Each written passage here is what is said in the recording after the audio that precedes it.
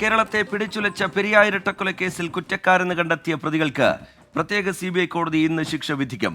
ഒന്നാം പ്രതിയും കൊലപാതകത്തിന്റെ മുഖ്യ ആസൂത്രകനുമായ CPIM ലോക്കൽ കമ്മിറ്റി മുൻ അംഗം A. പീതാംബരനടക്കം 14 പ്രതികളെയാണ് പ്രത്യേക CBI കോടതി കുറ്റക്കാരായി കണ്ടെത്തിയത്. അരുൺ പാറയ്ക്കൽ ചേരുന്നുണ്ട് വിവരങ്ങളുമായി കാസർഗോഡ് നിന്ന്. അരുൺ, കേരളം വലിയ രീതിയിൽ ചർച്ച ചെയ്ത കേസാണ്.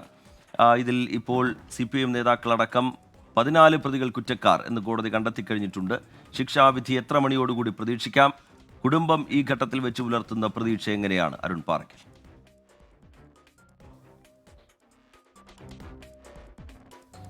രജിത്ത്, കഴിഞ്ഞ 28-ാം തീയതിയാണ്, 2024 ഡിസംബർ 28-ാം തീയതിയാണ് ഈ കേസുമായി ബന്ധപ്പെട്ട CBI കോടതി പ്രതികളെ കുറ്റക്കാരാണെന്ന് കണ്ടെത്തിയത്. അന്ന് ഈ CPIM-ന്റെ ലോക്കൽ കമ്മിറ്റി അംഗം പീതാംബരൻ ഒന്നാം പ്രതിയായും CPM-ന്റെ ഉദുമ മുൻ MLA-യും ജില്ലാ സെക്രട്ടേറിയറ്റ് അംഗമായ KV കുഞ്ഞിരാമൻ അദ്ദേഹം ഉൾപ്പെടെ പ്രതിപട്ടികയിൽ വരുന്ന ഒരു സാഹചര്യമുണ്ടായി. 14 പ്രതികളെയാണ് അന്ന് CBI കോടതി കണ്ടെത്തിയത്. 10 പേരെ വെറുതെ വിടുകയും ചെയ്തു.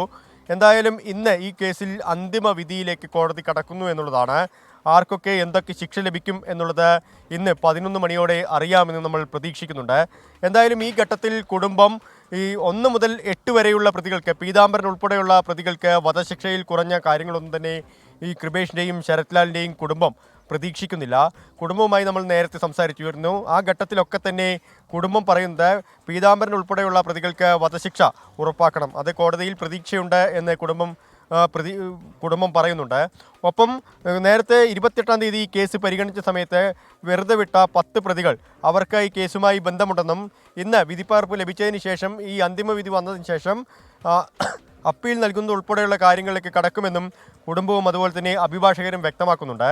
ഞാനിപ്പോൾ നിൽക്കുന്നത് കല്യോട്ട് അങ്ങാടിയിലാണ് റീജിത്ത്. ഇവിടെ പോലീസ് സുരക്ഷ ശക്തമാക്കിയിട്ടുണ്ട്.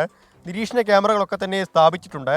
യാതൊരു വിധത്തിലുള്ള സംഘർഷമോ അല്ലെങ്കിൽ പ്രകോപനമോ ഉണ്ടാവാതിരിക്കാനുള്ള കാര്യങ്ങളൊക്കെ തന്നെ പോലീസ് ചെയ്യുന്നുണ്ട്. ഇന്നലെ സർവകക്ഷി യോഗം വിളിച്ചിരുന്നു. CPM-ൻ്റെയും കോൺഗ്രസിൻ്റെയും നേതാക്കൾ ഇരുന്ന് സർവകക്ഷി യോഗം വിളിച്ചിരുന്നു. ആ യോഗത്തിൽ ഇന്നിപ്പോൾ പ്രതിഷേധ പ്രകടനങ്ങളോ മറ്റു കാര്യങ്ങളോ ഒന്നും പാടില്ല എന്ന് പോലീസ് കർശനമായ നിർദ്ദേശം നൽകിയിട്ടുണ്ട്. നാളെ കോൺഗ്രസിൻ്റെ മഹിളാ സാഹസ് യാത്ര നടക്കുകയാണ്. കോൺഗ്രസിൻ്റെ മുതിർന്ന നേതാക്കളൊക്കെ തന്നെ ഇന്ന് ജില്ലയിലേക്ക് എത്തുമെന്നാണ് അറിയിച്ചിരിക്കുന്നത്.